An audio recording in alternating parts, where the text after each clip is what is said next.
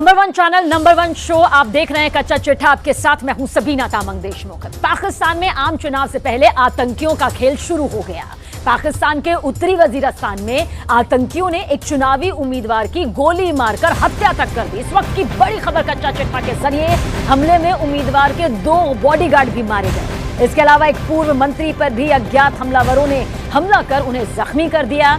जानकारी दे दें कि 8 फरवरी को पाकिस्तान में आम चुनाव होने हैं और कई आतंकी संगठनों ने लोगों से चुनाव से दूर रहने की धमकी भी यहां पर दी है। आतंकवादी संगठनों ने साफ साफ लफ्जों में सियासी पार्टियों और आम लोगों को धमकी भरे पैगाम भेजे हैं। धमकी इस बात की कि वो चुनाव में बिल्कुल भी हिस्सा ना ले, वरना इसके नतीजे बेहद गंभीर उन्हें भुगतने पड़ सकते हैं।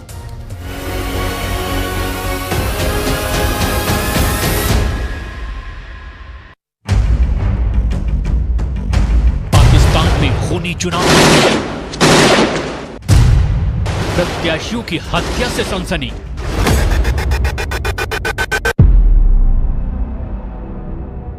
पाकिस्तान में 8 फरवरी को आम चुनाव होने हैं, लेकिन चुनाव पर आतंकी साया मंडरा रहा है। वोटिंग से पहले प्रत्याशियों पर जानलेवा हमले हो रहे हैं। उम्मीदवारों का खून हो रहा है। टारगेट किलिंग चरम पर है। क्या शहबाज शरीफ की जान खतरे में है?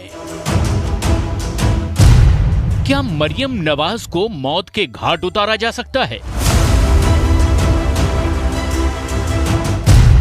क्या बिलावल भुट्टो जरदारी पर जानलेवा हमला होने वाला है?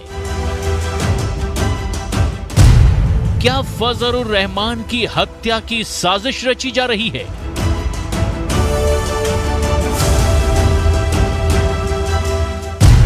या फिर चुनाव से पहले जेल में ही मौत के घाट उतारे जा सकते हैं इमरान खान नियाजी?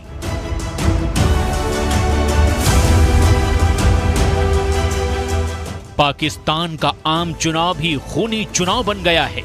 आतंकी संगठन इलेक्शन पर भी अपना कब्जा जमाने में लगे हैं। उम्मीदवारों पर हमले तेज हो गए हैं। खून खराबा बढ़ता जा रहा है। आए दिन किसी न किसी प्रत्याशी की जान जा रही है। पाकिस्तान के आतंकवादी संगठनों ने धमकी दी थी कि यदि राजनेता और आम जनता चुनाव में भाग लेंगे तो उसे इसके गंभीर परिणाम भुगतने होंगे। उनके लिए अच्छा यही होगा कि चुनावी रैलियों और सभाओं से अपनी दूरी बनाकर रखें। अपनी बात को न मानता देखकर आतंकवादी संगठनों ने अपनी कार्रवाई शुरू कर दी। पाकिस्तान में निर्दलीय उम्मीदवार मलिक कलीम डाबर की अज्ञात हमलावरों ने गोली मारकर हत्या कर दी है। मलिक कलीम डाबर उत्तरी वजीरिस्तान जनजातीय जिले से चुनाव में थे। हमले में उनके साथ उनके 2 बॉडीगार्ड भी मारे गए। अज्ञात हमलावरों ने यह हमला उस वक्त किया जब मलिक कलीम डाबर अपने चुनाव प्रचार के लिए डोर टू डोर कैंपेन कर रहे थे। डाबर उत्तरी वजीरिस्तान के एक मशहूर आदिवासी नेता थे। वे खैबर पख्तूनख्वा प्रांतीय विधानसभा चुनाव क्षेत्र संख्या PK 104 से स्वतंत्र उम्मीदवार के तौर पर चुनाव लड़ रहे थे।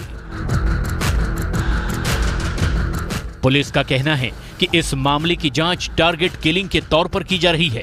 इसके अलावा अज्ञात हमलावरों ने पाकिस्तान मुस्लिम लीग से नेशनल असेंबली के उम्मीदवार असलम बुलेदी पर गोलियां चलाई हैं। इस हमले को बलूचिस्तान के केस जिले में अंजाम दिया गया। इस गोलीबारी में असलम बुलेदी को 2 गोलियां लगी और उन्हें गंभीर हालत में अस्पताल में भर्ती कराया गया। इससे पहले आतंकियों ने पिछले हफ्ते चुनाव लड़ रहे 2 उम्मीदवारों पर भी जानलेवा हमला किया था, लेकिन अपने बुलेट प्रूफ वाहन के कारण उनकी जान बच गई थी। इसके पहले आतंकी संगठनों ने राजनीतिक पार्टियों के अनेक उम्मीदवारों को जान से मारने की धमकी दी थी, जिसे लेकर पाकिस्तान पुलिस ने अलर्ट भी जारी किए थे। पाकिस्तान में जैसे जैसे चुनाव की सरगर्मी बढ़ती जा रही है, टारगेट किलिंग और खून खराबा भी बढ़ता जा रहा है। हत्या, गोलीबारी, अपहरण, आतंक का साया, फौज की गुंडागर्दी और आतंकियों की खुली धमकी से चुनाव आतंक के साए में हैं। आतंकवादी संगठनों ने साफ साफ शब्दों में सियासी पार्टियों और आम लोगों को धमकी भरे पैगाम भेजे हैं। धमकी इस बात की कि वो चुनाव में हिस्सा ना लें, वरना इसके गंभीर परिणाम भुगतने पड़ सकते हैं। गौर करने वाली बात यह है कि पाकिस्तानी फौज और पाकिस्तान की ही खुफिया एजेंसी ISI ने भी इस पूरे मामले में चुप्पी साध रखी है।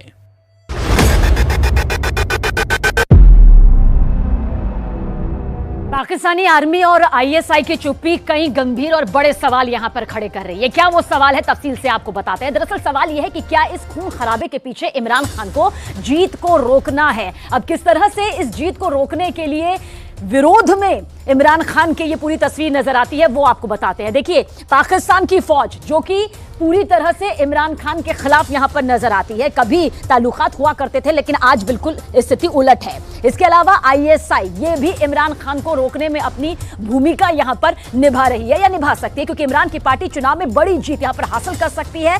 ऐसे में ये सभी जो है मिलजुल कर कहा जा रहा है कि बड़ी बड़ी मुसीबत यहां पर खड़े कर सकते हैं। मौलाना फजलुर रहमान, शरीफ खानदान, भुट्टो कुनबा, आतंकी संगठन, पाकिस्तान की फौज, ISI, ये वो फैक्ट्स हैं जो ये बताते हैं कि इमरान खान को किस तरह से आगे आने के लिए रोका जा सकता है।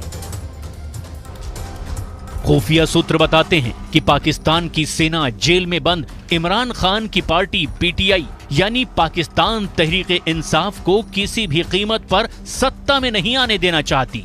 दावा किया जा रहा है कि इसीलिए कई प्रत्याशियों पर हुए हमलों के बाद भी आतंकियों पर नकेल कसने के लिए कोई ठोस कार्रवाई नहीं की गई, क्योंकि माना यह जा रहा है कि 8 फरवरी से होने जा रहे चुनाव में पाकिस्तान के दोनों बड़े दल इमरान खान की पार्टी PTI और नवाज शरीफ की पार्टी PMLN के बीच कड़ी टक्कर हो सकती है। लेकिन खुफिया सूत्रों का दावा है कि अगर इमरान खान की पार्टी भारी पड़ती दिखाई देती है तो पाकिस्तान की सेना आतंक का साया दिखाकर चुनाव पर रोक लगवा सकती है। पाकिस्तान में होने वाले चुनाव में आज भी पूर्व प्रधानमंत्री इमरान खान का जलवा बरकरार है। ऐसे में पाकिस्तानी प्रशासन, वहां की फौज और खुफिया विभाग का रोल बेहद संदेहास्पद है। यदि पाकिस्तानी प्रशासन को कहीं भी लगा कि इमरान खान की पार्टी चुनाव में भारी पड़ रही है, तो ऐसे में चुनाव में हो रही हिंसा को मुद्दा बनाते हुए पाकिस्तानी प्रशासन इन चुनाव को कैंसिल भी करने की घोषणा कर सकता है। पाकिस्तान के चुनाव में आतंकी संगठनों की सक्रियता ने भी पूरा खेल बिगाड़ कर रख दिया है। पाकिस्तान में आतंकी संगठन तहरीक-ए-तालिबान पाकिस्तान यानी कि TTP ने अपनी स्वयंभू सरकार का ऐलान कर दिया है। गौर करने वाली बात यह है कि चुनाव से पहले इस आतंकी संगठन ने अपनी सरकार का ऐलान किया है। आतंकी संगठन TTP ने 2024 के लिए पाकिस्तान में अपनी कैबिनेट और पाकिस्तान के सूबों में अपने गवर्नरों का भी ऐलान कर दिया है और बाकायदा इसकी लिस्ट अपनी वेबसाइट पर भी जारी कर दी है। TTP ने मुफ्ती नूर वली महमूद को प्रमुख बनाया है। आतंकी कमांडर मौलवी अजमतुल्लाह मैसूद को मालाकंड डिवीजन का गवर्नर घोषित किया गया है। इसके अलावा पाकिस्तान के उत्तरी पंजाब के लिए आतंकी कमांडर हिलाल गाजी के नाम का ऐलान किया गया है। आतंकी संगठन TTP पूरे पाकिस्तान को अफगानिस्तान के तालिबान की तर्ज पर अपना राज्य मानता है और अपने राज्य के अलग अलग इलाकों में वो लगातार अपने मंत्री और गवर्नर नियुक्त करता है। साथ ही तमाम इलाकों में वर्चस्व की लड़ाई में उसके आतंकवादी पाकिस्तानी खुफिया एजेंसी और सुरक्षा बलों पर भारी पड़ते हैं। पाकिस्तान में होने वाले चुनाव में अभी हिंसा के आंकड़े और बढ़ सकते हैं, क्योंकि इन चुनाव में इमरान खान की पार्टी को हराया जाना लगभग खुल्लम खुल्ला तय हो चुका है और अपने मुकाम को पाने के लिए पाकिस्तानी प्रशासन और वहां की फौज किसी भी हद तक जा सकती है। इस बार के चुनाव में आतंकी संगठन खुलकर दहशतगर्दी मचा रहे हैं। पाकिस्तान के चुनावी प्रत्याशियों पर ही हमले कर रहे हैं। अलग अलग पार्टियों के प्रत्याशियों पर जानलेवा हमले बोले जा रहे हैं। आतंकी नेशनल डेमोक्रेटिक मूवमेंट नाम की पार्टी के नेता मोहसिन दावर के काफिले पर गोलियों की बौछार करके पूरे पाकिस्तान में सनसनी मचा चुके हैं।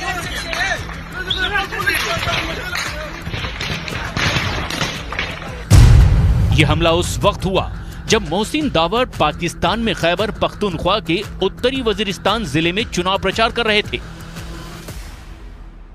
और वो दर्जनों गाड़ियों और सैकड़ों कार्यकर्ताओं के साथ वहां एक गांव में रैली करने जा रहे थे। लेकिन बताया गया कि घात लगाए आतंकियों ने रास्ते में ही उनके काफिले पर जमकर गोलियां बरसाई और फिर वहां से वो भाग भी गए। हमले के बाद की तस्वीरों में मोहसिन दावर की गाड़ी हर तरफ से गोलियों से छलनी दिखाई दी। हालांकि उसकी गाड़ी बुलेट प्रूफ थी, इसलिए वो इस हमले में बाल बाल बच गए। पाकिस्तान के चुनाव में खूनी मोड़ इसलिए भी आ गया है क्योंकि इन चुनाव में आतंकवादी संगठनों से जुड़े अनेक लोग खड़े हैं और इन आतंकवादी संगठनों को जैसे ही लगता है कि सामने खड़ा उम्मीदवार उनके उम्मीदवार पर भारी पड़ सकता है तो किसी न किसी बहाने उसकी हत्या हो जाती है। मलिक डाबर की हत्या को पुलिस टारगेट किलिंग तो मान रही है, लेकिन ये टारगेट किलिंग क्यों हुई इस पर पुलिस पूरी तरह से खामोश है। जमीयत उलेमाए इस्लाम फजल के प्रमुख मौलाना फजलुर रहमान के काफिले पर हमला हो चुका है। खैबर पख्तूनख्वा के डेरा इस्माइल खान में फजलुर रहमान पर हमला हुआ। पाकिस्तानी मीडिया के मुताबिक JUIF चीफ के काफिले पर यारिक इंटरचेंज में कई तरफ से गोलियां बरसाई गई। यारिक इंटरचेंज के पास फजलुर रहमान की गाड़ी तेल भराने के लिए रुकी थी और उसी वक्त आतंकियों ने उनके काफिले पर हमला बोल दिया। इस हमले में फजलुर रहमान बाल बाल बचे, उन्हें किसी तरह की चोट नहीं आई, लेकिन चुनाव के दौरान खूनी हमलों ने पाकिस्तान के चुनाव का रक्त चरित्र पूरी दुनिया के सामने ला दिया है।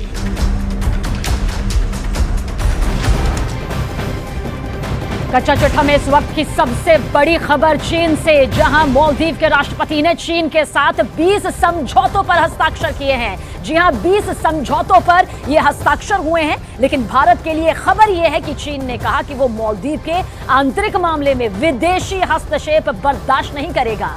और इसके पहले लंदन में रक्षा मंत्री राजनाथ सिंह ने कहा कि गलवान झड़प के बाद चीन का नजरिया बदला है और अब भारत कमजोर देश नहीं, कोई भी हमें आंख दिखाकर नहीं जा सकता, क्योंकि अब भारत एक ताकतवर देश है। रक्षा मंत्री राजनाथ सिंह ग्लोबल टाइम्स में छपे उस लेख का हवाला दे रहे थे जिसमें भारत की बढ़ती ताकत की चीन में हो रही तारीफ की चर्चा की जा रही है। चीन भारत के साथ दोहरी नीति पर काम करता है, उदाहरण एक नहीं हजारों हैं। लंदन से लेकर बीजिंग तक, दिल्ली से लेकर शंघाई तक एक ही बात की चर्चा है, पहले वाला सॉफ्ट भारत अब बदल चुका है। ये वो भारत है जो घेर कर मारता है, घुस कर मारता है। मोर्चा चाहे POK का हो या गलवान का।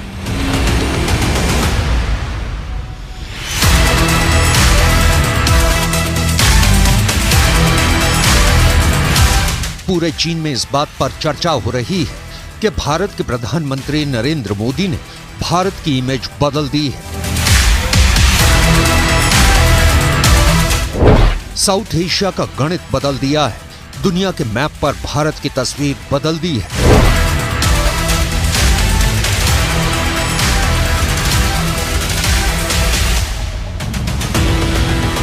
ठोस फैसले लेने वाला, ईंट की जगह पत्थर से जवाब देने वाला।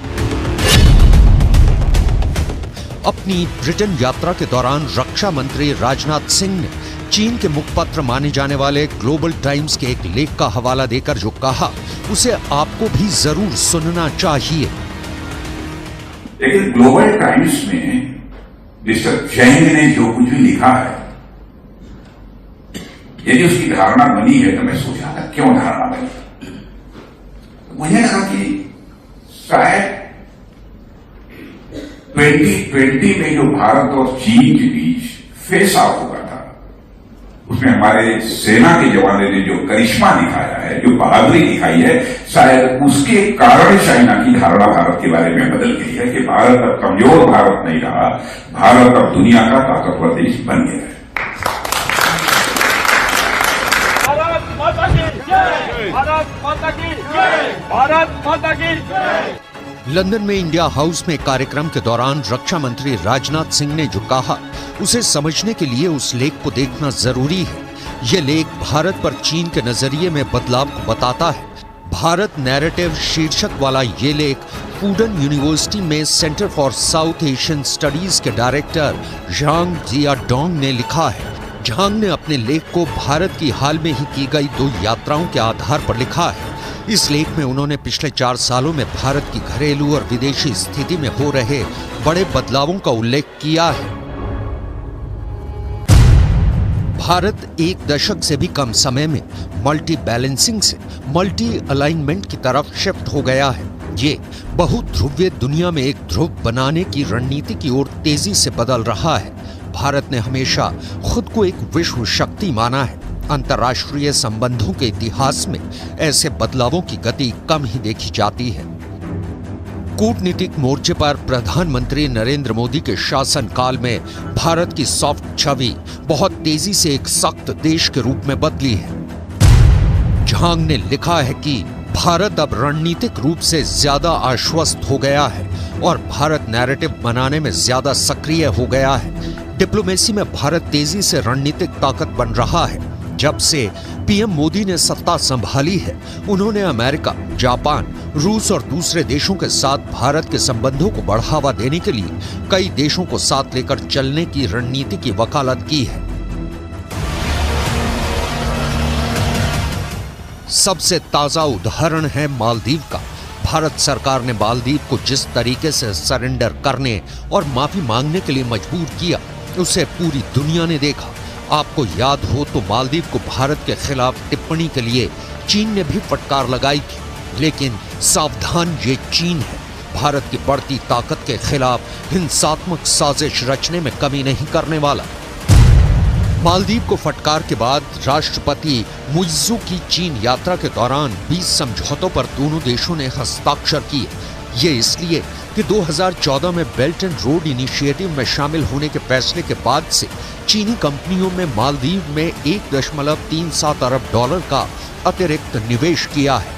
ये पैसा फंसा हुआ है। साउथ एशिया में चीन जहां जहां पैर जमाना चाहता है, भारत उसके रास्ते में आता है। चाहे मालदीव हो या पाकिस्तान हो या तिब्बत हो या गलवान हो, चीन इस तथ्य से अवगत है कि भारत की बढ़ती शक्ति को रोक पाना मुश्किल है। मेड इन चाइना की जगह दुनिया मेड इन इंडिया की ओर शिफ्ट होना चाहती है। आईफोन जैसे ब्रांड चीन से नाता तोड़ भारत में फोन बना रहे हैं। मतलब चीन के हाथों से दुनिया का प्रोडक्शन हब होने का तमगा छिन रहा है और चीन के पास इसे रोकने का कोई उपाय नहीं है। रक्षा मंत्री राजनाथ सिंह ने कहा, हम किसी को भी अपने दुश्मन के रूप में नहीं देखते हैं, लेकिन दुनिया जानती है कि भारत और चीन के बीच संबंध इस समय तनावपूर्ण है। हालांकि हम अपने सभी पड़ोसियों और दुनिया भर के देशों के साथ अच्छे संबंध बनाना चाहते हैं। दक्षिण एशिया में भारत की ताकत चीन के लिए चुनौती है। यही वजह है कि चीन के विद्वान भारत की क्षमता की तारीफ कभी नहीं करते, आलोचनात्मक टिप्पणी करते हैं। लेकिन अब मामला उल्टा होता दिख रहा है और इसका कारण देश के रक्षा मंत्री राजनाथ सिंह गलवान में भारतीय वीरों की ताकत का नजारा मानते हैं। लेकिन यहाँ हम सिर्फ भारत की सैनिक ताकत का लोहा मनाने की बात नहीं करेंगे, बल्कि गलवान की डिटेल दिखाने के बाद आपको दिखाएंगे कि चीन ट्रैक क्यों चेंज कर रहा है, चीन क्यों भारत की बढ़ती ताकत को झुककर सलाम कर रहा है। भारत और चीन के बीच साल 2020 में गंभीर स्थिति पैदा हो गई थी। 1 मई 2020 को दोनों देशों के सैनिकों के बीच पूर्वी लद्दाख के पैंगोंग त्सो झील के नॉर्थ बैंक में झड़प हुई थी। इसमें दोनों ही तरफ से दर्जनों सैनिक घायल हो गए थे। इसके बाद 15 जून को गलवान घाटी में एक बार फिर दोनों देशों के सैनिकों के बीच झड़प हुई। इस झड़प को लेकर 16 जून को भारतीय सेना का बयान सामने आया। झड़प वाली जगह पर ड्यूटी पर तैनात गंभीर रूप से घायल होने वाले 17 सैनिकों की मौत हो गई। इस संघर्ष में मरने वाले सैनिकों की संख्या बढ़कर 20 हो गई है। चीन ने भी बयान जारी किया, मगर इससे यह साफ नहीं हुआ कि उसके कितने सैनिकों की मौत हुई। लेकिन कई महीने बाद फरवरी 2021 में चीन ने गलवान घाटी झड़प में मरने वाले अपने 4 सैनिकों को मरणोपरांत मेडल देने की घोषणा की। गलवान भारत चीन के बीच ताकत को लेकर टर्निंग पॉइंट की तरह है। इस झड़प ने तय कर दिया कि चीन एक मारेगा तो भारत 11 की बलि चढ़ाएगा। चीन के सामने स्थिति साफ है कि भारत को रोकना मुश्किल ही नहीं, नामुमकिन है। इसकी एक नहीं बल्कि कई वजहें हैं।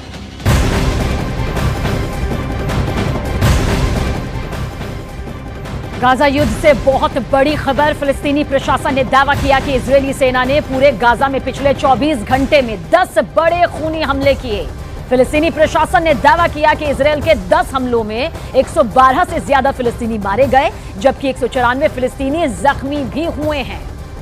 और देखिए, इस बीच हमास ने दावा कर दिया कि वो इजरायली सेना से 1 साल तक जंग करेगा, जबकि पीएम नेतन्याहू ने साफ कह दिया कि इजरायल गाजा पर स्थायी कब्जा नहीं करेगा, लेकिन स्थायी रूप से, स्थायी तौर से पूरे गाजा से हमास का सफाया जरूर कर देगा।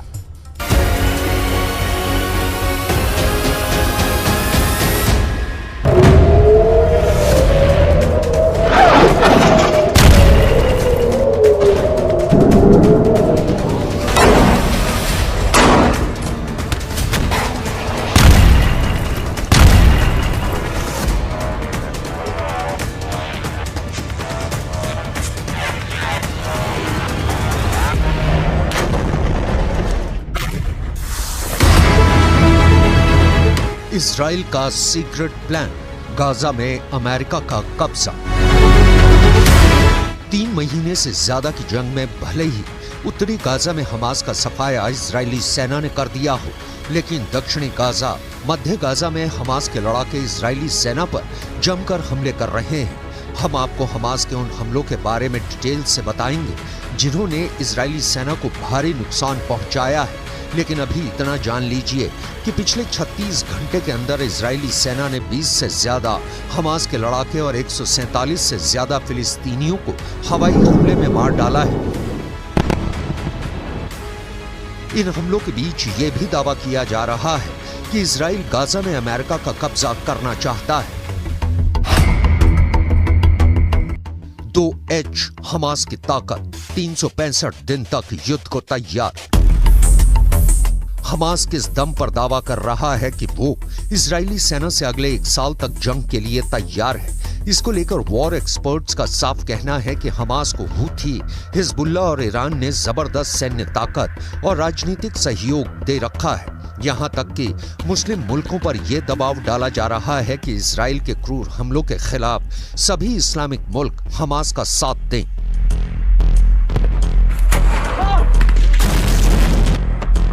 हूथी और हिजबुल्लाह तो इजरायली और अमेरिकी सैन्य अड्डों पर हमले शुरू कर चुके हैं, लेकिन उसके बावजूद इजराइल हमास और उसके 2H यानी हूथी, हिजबुल्लाह ईरान के साथ मिलकर हमास को जंग जिताने की कोशिश में है। अब तक जंग में 500 के करीब इजरायली सैनिक मारे जा चुके हैं। पिछले 24 घंटे में हमास की कसम ब्रिगेड ने खान यूनिस में इजराइल के 3 सैन्य वाहनों पर 105 गोले दागने का दावा किया है।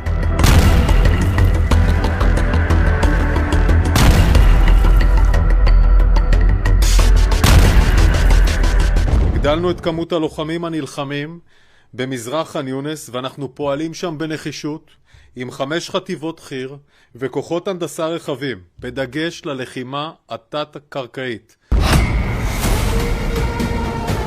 100 दिन की जंग, मार दिए 23,000 फिलिस्तीनी। इजराइल पर फिलिस्तीनियों के नरसंहार का आरोप लग रहा है। इजराइल पर गाजा को पूरी तरह से बर्बाद करने का ठीकरा फोड़ा जा रहा है। इजराइल पर आरोप है कि वो अमेरिका की कठपुतली है और गाजा को जानबूझकर इतना तबाह और बर्बाद कर देना चाहता है कि ताकि आने वाले दिनों में गाजा का वजूद पूरी तरह से इजराइल के कंट्रोल में चला जाए। पिछले 36 घंटे में इजराइल ने उत्तरी गाजा से कहीं ज्यादा हमले दक्षिणी गाजा में किए हैं। 41 किलोमीटर लंबी और 10 किलोमीटर चौड़ी गाजा पट्टी पर 2 तरफ से इजराइल हमले कर रहा है। एक है वेस्ट बैंक, दूसरा है दक्षिणी गाजा। दक्षिणी गाजा में खान यूनिस शहर पर इजरायली सेना ने सबसे भीषण हमले किए हैं। यहां तक खान यूनिस की 4 लाख आबादी इस वक्त आईडीएफ के हवाई हमलों के सामने बेबस हो गई है।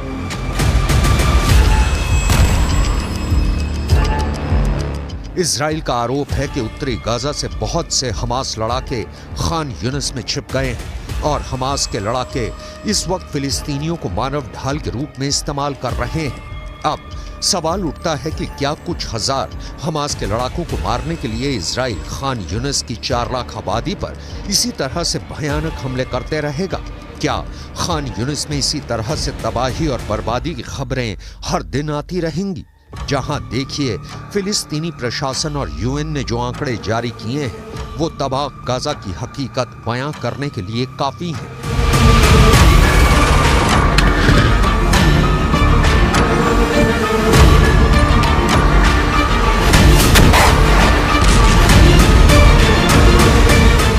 आइए अब आपको तफसील से बताते हैं कि गाजा में आखिर किस तरह की महातबाही का मंजर अब तक सामने आ चुका है। दरअसल 7 अक्टूबर 2023 से अब तक यानी कि आज की तारीख तक गाजा पट्टी में इजरायली हमलों में बहुत बड़ी संख्या में फिलिस्तीनी मारे जा चुके हैं। हमारे साथ मौत का ये आंकड़ा है। देखिए, जानकारी आप तक पहुंचा दें कि अब तक इस महायुद्ध में 23,000 से ज्यादा लोगों को अपनी जान गंवानी पड़ चुकी है।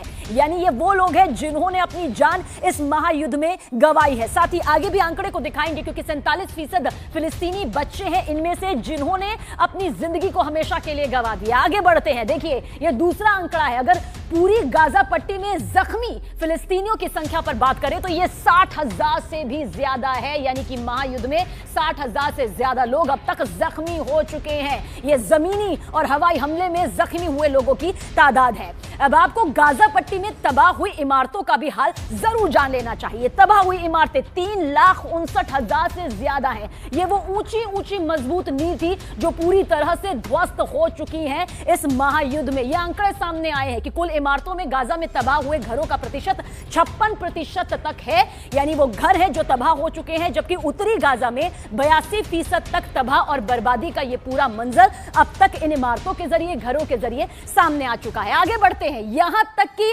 इजरायली सेना ने गाजा में मौजूद पूजा स्थल यानी जो मस्जिद हैं उन पर भी जमकर हवाई और जमीनी हमले यहां पर किए हैं। यह इजरायली सेना का दावा है कि ज्यादातर मस्जिदों में हमास ने अपने अड्डे बना रखे थे और अब तक गाजा में 221 मस्जिदें इजरायली हमले में पूरी तरह से तबाह हो चुकी है। यह मस्जिद की यहां पर तादाद है। अगर पूरी गाजा पट्टी का एक बार फिर से जिक्र करते हैं तो तबाह अस्पतालों का भी जिक्र करना बेहद जरूरी हो जाता है। यानी कि 35 से लेकर 30 ये जो है तादाद यहां पर सामने आती है जहां पर ये पूरी तरह से तबाह हो चुके हैं। जो अस्पताल जिंदगी देते थे वो बर्बादी के आलम में आ चुके हैं। गाजा के ये अस्पताल अब जख्मी फिलिस्तीनियों का इलाज करने के लायक तक नहीं बचे हैं। गाजा में मौत के आंकड़े तेजी से इसलिए भी बढ़ रहे हैं क्योंकि घायल फिलिस्तीनियों को इलाज ही नहीं मिल पा रहा। आगे बढ़ते हैं। लगभग गाजा महायुद्ध को 100 दिन यहां पर होने जा रहे हैं। ये कम नहीं होते, 100 दिन यानी कि भारी तबाही, जिसमें से इतने वक्त में गाजा में फिलिस्तीनियों पर आफत का ये जो आंकड़ा है वो टूट चुका है। और इजराइल और हमास के इस महायुद्ध के चक्कर में गाजा में मौजूद 25% जो जनसंख्या है वो भूखमरी का शिकार होने लग चुकी है। दाने दाने के लिए मोहताज और लगभग 17 लाख से ज्यादा फिलिस्तीनी शरणार्थी बन चुके हैं। 25% लोगों को एक वक्त का खाना भी नसीब नहीं हो पा रहा। I want to make a few points absolutely clear. Israel has no intention of permanently occupying Gaza or displacing its civilian population. Israel is fighting Hamas terrorists, not the Palestinian population. फिलिस्तीनी अफसरों के मुताबिक Israel ने Gaza पट्टी के दीर अल बलाह और खान यूनिस के मध्य और दक्षिणी गवर्नेट को निशाना बनाते हुए अपनी बमबारी तेज कर दी है।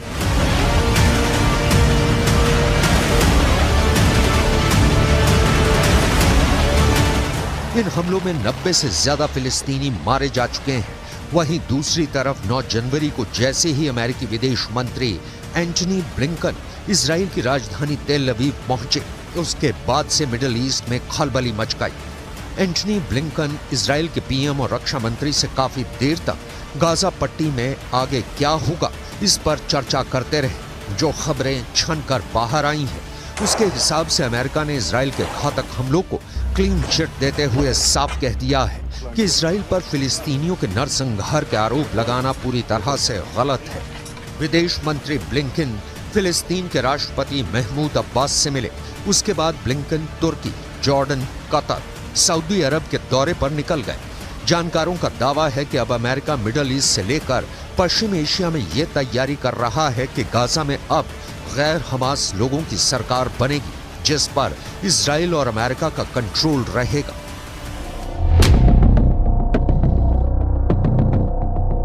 इधर कुछ सैटेलाइट तस्वीरों से यह भी पता चला है कि दक्षिणी गाजा के खान यूनिस शहर के केंद्र से 6 किलोमीटर उत्तर में लगभग 150 इजरायली टैंक, बख्तरबंद सैनिक और लड़ाकू वाहन पहुंच चुके हैं। यहां पर जबरदस्त बमबारी इजरायली सेना कर रही है। दक्षिण गाजा के जबालिया, पूर्व शुजैया और खान यूनिस पर जमीनी और आकाश दोनों तरफ से भीषण हमले हो रहे हैं। इजराइल ने 90 दिन से ज्यादा की जंग में हमास के टॉप कमांडर्स को चुन चुन कर मारा है। अब तक 100 के करीब हमास के कमांडर मारे जा चुके हैं।